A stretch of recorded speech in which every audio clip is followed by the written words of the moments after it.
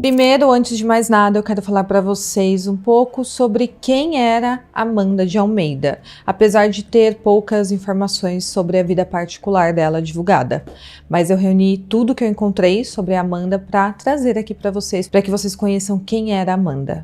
Bom, ela tinha 32 anos e ela era promotora de eventos, morava em Osasco, na Grande São Paulo, e era uma mulher linda, forte, independente, mãe de 3 filhos, uma menina de 14 e 2 meninos, um de 7 e outro de 5 anos de idade, e ela era uma profissional muito dedicada ao que ela se propunha a fazer, que era a promoção de eventos, e os seus filhos são fruto do relacionamento que ela tinha com seu ex-marido. Eles haviam se separado há cerca de 2 meses, então era bem recente. E como o relacionamento deles é muito importante aqui para o caso, vocês já devem imaginar o porquê, nós vamos entender melhor como tudo isso começou e principalmente como tudo isso terminou de forma extremamente trágica. Bom, a Amanda e o Carlos Eduardo de Souza Ribeiro se conheceram por volta de 2009. Eles iniciaram um relacionamento que duraria 16 anos, então eles ficaram muitos anos juntos, desde bem novos. Durante esse período, eles se conheceram, eles namoraram, eles se casaram e tiveram seus 3 filhos, que é a menina de 14 e os 2 meninos de 5 e 7 anos. E eles construíram uma vida juntos em Osasco, na Grande São Paulo. A Amanda sempre trabalhou ali como promotora de eventos e bartender também em algumas festas, e ela chegou a trabalhar em grandes festivais, como Lollapalooza e Carnatal. E o Carlos, ele era autônomo e ele colaborava com ela em alguns eventos. Os dois faziam parte da mesma empresa de eventos. E isso manteve os dois conectados profissionalmente mesmo após a separação. Claro, além do fato de eles terem 3 filhos juntos. Mas antes de se separarem, em novembro de 2024, eles participaram também do quadro Minha Mulher que Manda, um programa do Domingo Legal, que é apresentado pelo Celso Portiolli no SBT. Esse quadro é uma competição de culinária bem descontraída, onde casais são colocados para cozinhar, com os homens seguindo as instruções das mulheres, e eles disputam ali um prêmio de R$10 mil. Então eles participaram desse quadro, e na época eles ainda estavam juntos, obviamente, e as imagens que tem desse programa mostram momentos de descontração entre os dois, o que contrasta bastante com o desfecho violento dessa história. Ninguém poderia imaginar o que de fato a Amanda vivia naquele relacionamento vendo aquelas imagens do reality show. Bom, o relacionamento já apresentava sinais de tensão há algum tempo. E aí, em fevereiro ou março de 2025, a Amanda decidiu se separar do Carlos, após 16 anos juntos. Apesar do término, eles continuavam mantendo contato e se encontrando principalmente por causa dos filhos deles. Mas não só isso, também por causa do trabalho, que eles faziam parte da mesma empresa. Ela continuou sendo promoter e ele atuava como bartender em algumas festas, então eles ainda tinham contato. Além disso, Amanda era uma mãe bastante dedicada e no fim ela acabava priorizando o bem-estar das crianças, que era o principal elo que ela tinha ali com o Carlos. Aparentemente, a motivação para o término do relacionamento veio por parte da Amanda e por conta de ela já estar vivendo um relacionamento abusivo com agressões domésticas. Mas o Carlos não aceitou bem essa situação. Tanto que poucos dias após terminarem e cerca de 1 mês e meio antes do crime, em abril de 2025, a Amanda confidenciou à sua prima que o Carlos tinha a convidado para sair e ela aceitou esse convite. Mas após o encontro, ele pediu para que a Amanda dormisse na casa dele, mas ela não quis. Aparentemente ele tentou reatar com ela, mas ela não aceitou. Eles então começaram a discutir dentro do carro dele e o Carlos desferiu um soco no rosto dela e ainda apertou o seu pescoço. Ele provavelmente tiraria a vida da Amanda neste momento, mas ele parou de agredi-la quando uma pessoa desconhecida viu o que estava acontecendo dentro do carro e começou a gritar, falando para ele parar. Então, como alguém interveio nessa situação, ele parou com o ataque dele, mas posteriormente Amanda falou que ele quase a matou naquele momento. A Amanda acabou optando por não denunciar o ex-marido porque parece que ele já tinha tinha alguma coisa registrado ali no nome dele e ela não queria que os filhos vissem o pai preso, então por causa dos filhos ela decidiu não fazer a denúncia.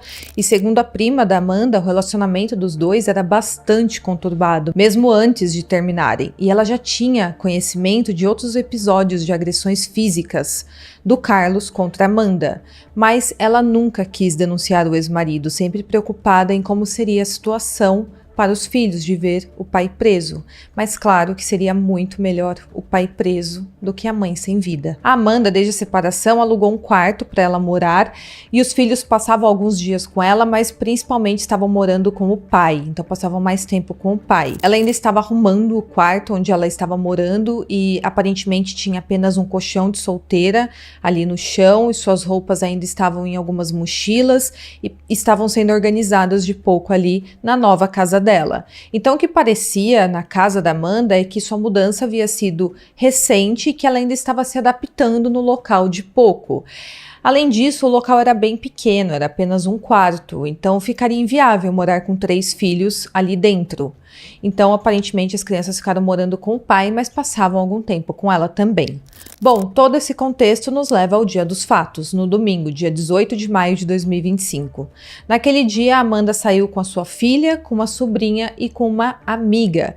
E durante esse encontro, elas estavam em algum bar e ela encontrou um ex-namorado dos tempos da adolescência. Então, eles se encontraram nesse bar e por volta das 11 horas da noite, ela pediu carona a ele para deixar a filha na casa do pai.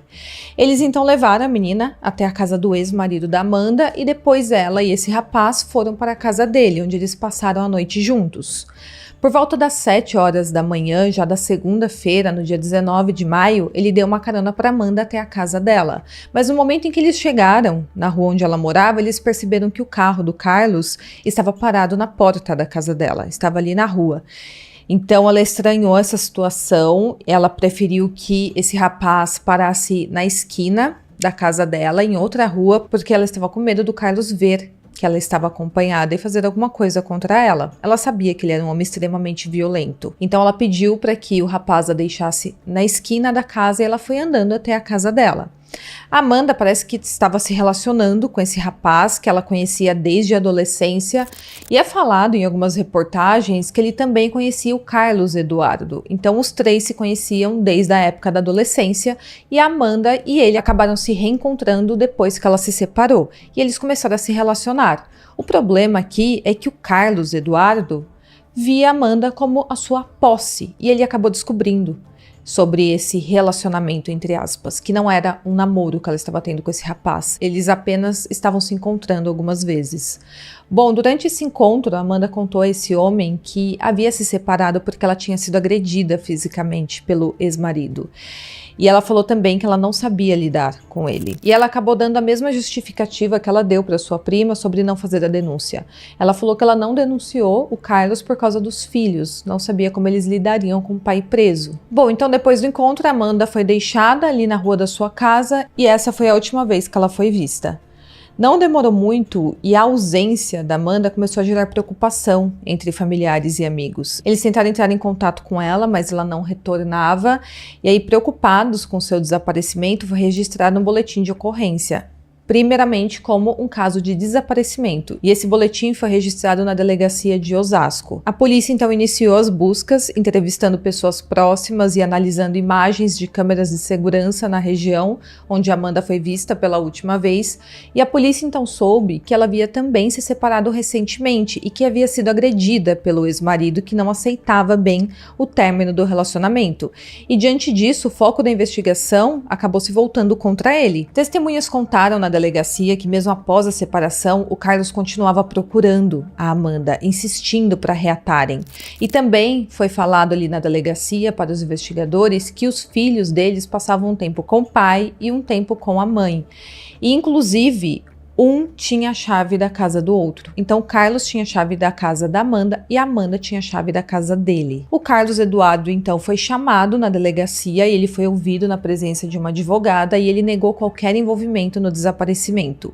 Ele foi questionado sobre o seu carro, porque que o carro dele estava parado na porta da casa da Amanda, mas ele disse que deixou o carro lá porque ele havia ido até o local no domingo, o carro havia apresentado problemas mecânicos e por isso o carro ficou estacionado lá. Então ele falou que tinha visto a Amanda pela última vez no domingo. Enquanto ele conversava com o delegado, as investigações estavam a todo vapor nas ruas de Osasco. E é importante também ressaltar aqui neste vídeo como a polícia de Osasco fez um excelente trabalho, um trabalho extremamente rápido neste caso. Bom, os policiais já estavam descobrindo algumas coisas ali nas ruas de Osasco e os policiais, enquanto isso, perguntaram para o Carlos Eduardo sobre o celular dele, mas ele tentou despistar a investigação, dizendo que havia perdido o aparelho telefônico. Mas a investigação já sabia que o carro dele havia sido flagrado por radares inteligentes perto da ponte que divide Barueri e Carapicuíba. A polícia também conseguiu imagens de câmera de monitoramento que mostrava o Carlos Eduardo entrando na casa da Amanda, isso durante a madrugada de domingo para segunda, enquanto ela estava passando a noite com aquele rapaz.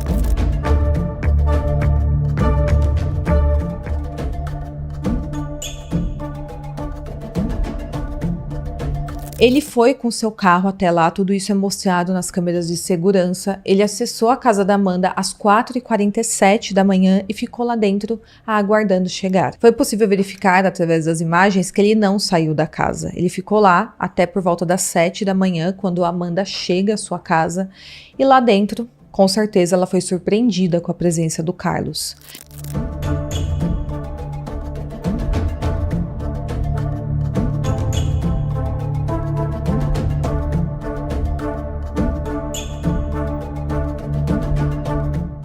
Depois é possível ver ele saindo do local por volta das 8 horas da manhã. Ele então pega o carro dele e vai embora.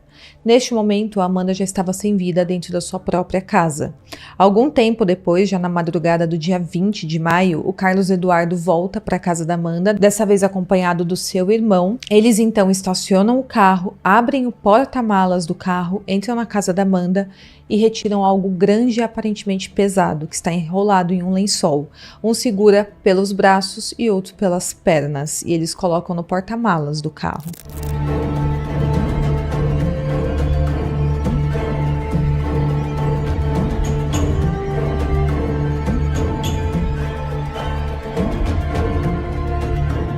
Diante dessas imagens, ficou comprovado que o carro do Carlos Eduardo não estava parado na rua no momento em que Amanda chegou por estar com problemas mecânicos, e sim porque ele havia ido até lá e estava aguardando dentro da casa, como se fosse uma emboscada dentro da própria casa da Amanda.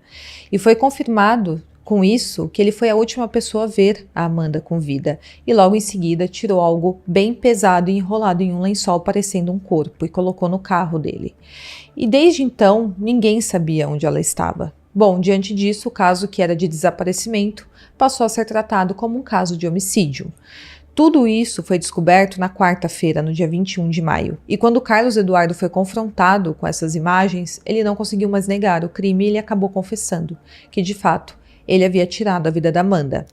Ele então foi preso em flagrante ali na delegacia e contou tudo o que ele havia feito. E por que ele foi preso em flagrante? Por ocultação de cadáver, porque enquanto o cadáver estiver escondido ou oculto, como é o caso da Amanda, o crime de ocultação ainda está ocorrendo. Então é possível garantir essa prisão em flagrante pela ocultação do cadáver.